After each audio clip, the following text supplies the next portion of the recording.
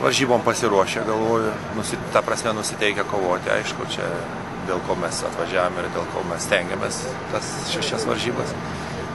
Nu, gal kiek liūdina pati organizacija, nes jau tokios sąlygos, kad jau nežinau, ar kur buvo tokių.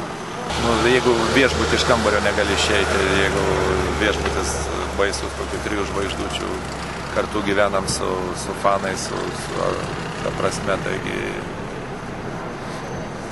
negali televizoriaus kambarį žiūrėti, nematai varžybų, turi išeiti į foje, o ten pilna fanų, kurie ir linksmi, ir taip, ir anaip, tai pats supranti, kad daug trūkdymų, jeigu negaunam normalių sąlygų atlikti savo darbą, tai nėra gerai. Rytoj kautis iš paskutinių planuojame.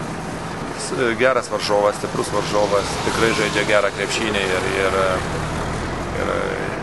ką tik tai turi vieną pralaimėjimą iš tokios stiprios pusės. Įveikė ispanus, daug aukštų žaidėjų, ta prasme, labai disciplinuota komanda, žaidžianti stiprią gynybą.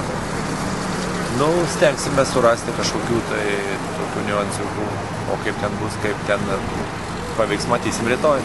Tai mes žiūrėjom visų komandų žaidimą ir visų rinktinių, ir Lietuvos taip pat žiūrėjom, visą laiką matėm. Iš šono negalima analizuoti, reikia visada būti viduj. Iš šono tik tai, žinot, čia prie alaus bokalo gali šnekėti.